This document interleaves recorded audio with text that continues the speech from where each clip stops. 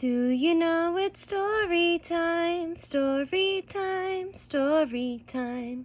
Do you know it's story time in our classroom today? And the title of this story is Sand a Rock by Ellen Lawrence. And in this story, we're going to have two vocabulary words. Our first vocabulary word is desert. Can you say that word with me? Desert. A desert is a land that is full of sand and is very hot. Desert. Our second vocabulary word is shells. Can you say that word with me? Shells. Shells are the hard outer case that protects a sea creature. Shells. Now, friends, in this story, it's going to give us information. It's going to tell us about something. So let's see what this book is going to tell us about. Is sand a rock?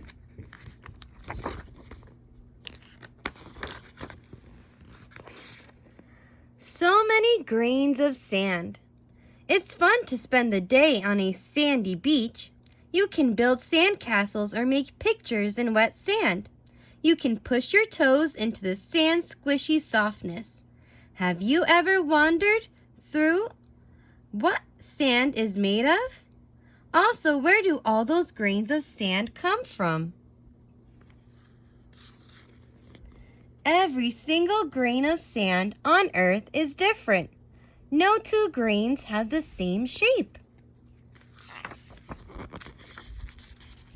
Crashing waves.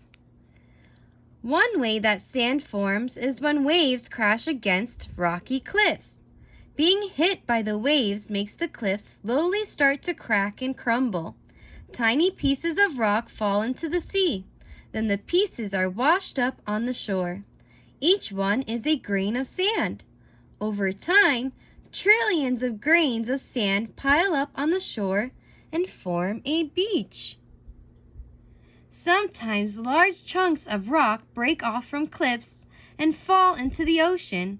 There, the rocks smash into one another and break into smaller and smaller pieces. These rocks also become sand.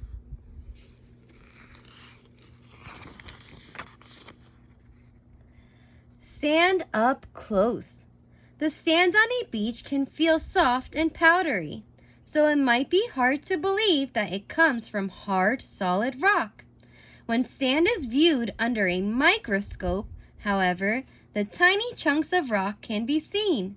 Surprisingly, they might look very different from one another. That's because not all the grains of sand on the beach came from rocky cliffs. Where did the rest come from?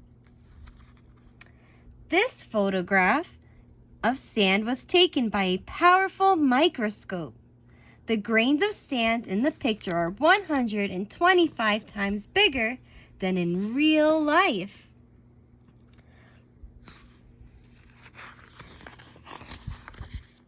From mountain to ocean.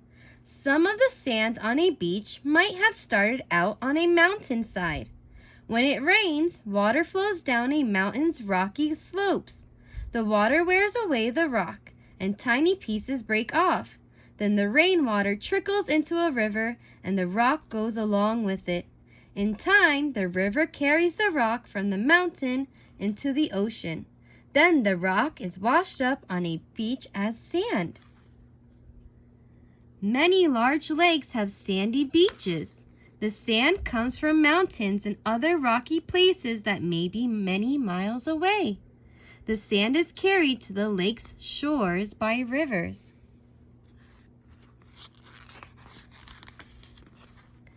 Freezing and cracking. There is another way that the weather can help make sand.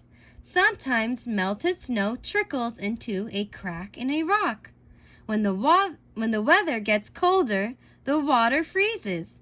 As the water turns to ice, it expands or gets bigger and pushes the crack open. As the rock cracks and splits, tiny pieces of it break off. Then melted snow or rain washes these grains of sand into rivers and out to sea. Scientists can study sand on a beach to find out what kind of rock it is made up of.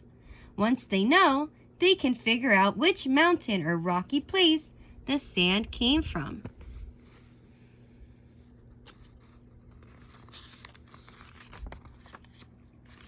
Traveling the world.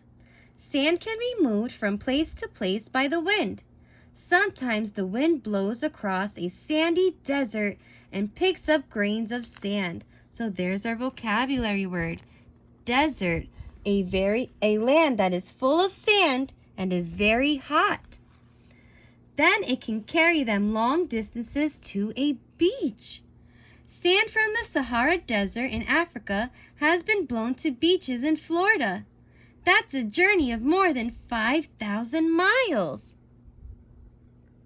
Just like rain, wind can wear away rocks and make sand. How?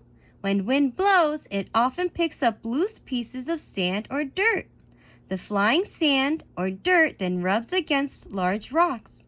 As a result, tiny pieces, which are new grains of sand, break off.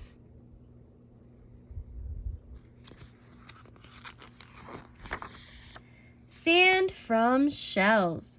On many beaches, most of the sand is made up of pieces of rock.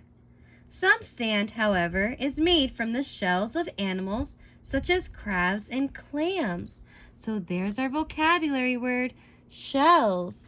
The hard outer case that protects a sea creature like a crab or a clam. When these creatures die, their shells get crushed and broken in the ocean. Then the tiny pieces of shell get washed up on beaches. Like shells, the skeletons of ocean animals such as corals, sea urchins, and sponges also break into tiny pieces. Then they get washed up on beaches as sand too. Green sand, black sand. Sand can be white, gray, yellow, brown, pink, red, green, and even black. That's because sand gets its color from minerals, the hard substances that make up rocks. Minerals can be many different colors. In Hawaii, there is a beach with greenish-brown sand. The sand comes from a rock that contains a green-colored mineral called olivine. Hawaii also has beaches with black sand. This sand is made from a kind of rock called basalt. Tiny but amazing. Next time you are at the beach, take a close-up look at the sand. Perhaps it is made from the shells of tiny sea animals. Maybe the tiny sand grains started out as part of a rocky cliff or mountain. Also, think about this. You might be standing on sand that was once part of a faraway desert. Some beaches have pale pink sand. The sand gets its color from billions of tiny pieces of broken pink shells. The end. So friends, what was something that you learned from this informational story? How does sand get made? And where can you find sand? And what color sand would you like to play with? If you have an idea, let me know. I hope you enjoyed this story. Is sand a rock? Till next time. Bye, friends.